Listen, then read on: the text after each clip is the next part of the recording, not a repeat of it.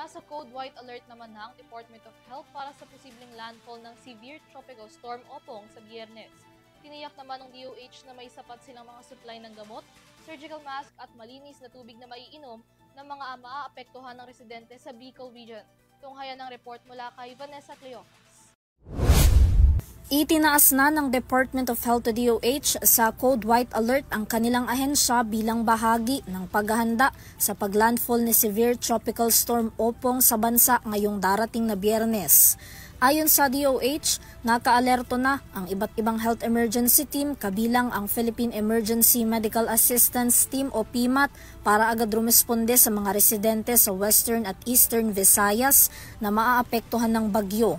Nakahanda na rin daw ang kanilang mga emergency health supplies, mga gamot gaya ng doxycycline, oral rehydration salt, gamot sa ubo, sipon at lagnat. May nakaantabay din daw silang nutrition at wash supplies, maging mental health at psychosocial support kits at hygiene kits. Ang Bicol Region naman na posibleng paglandfallan ng bagyo sa Biyernes, tiniyak na may sapat silang mga supply ng gamot, surgical mask at malinis na maiinom. Nagsasagawa na rin daw sila ng mga informative drive para ipaalam sa publiko ang maaaring mga sakit na kanilang makuha tuwing tag-ulan, gaya na lang ng leptospirosis.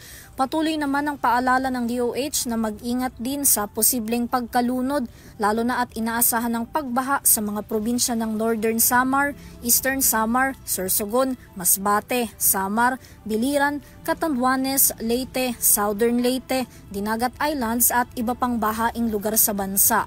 Samantala, hanggang sa ngayon, patuloy na nirerespondehan pa rin ng iba't ibang DOH hospital sa bansa ang mga residenteng naapektuhan ni Super Typhoon Nando na nakalabas na ng Philippine Area of Responsibility o PAR.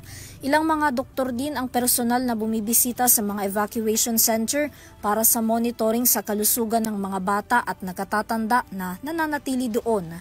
Bukod sa DOH, nakaantabay din sa pagresponde ang National Emergency Hotline 911 at local emergency hotlines para sa mga mangangailangan ng tulong.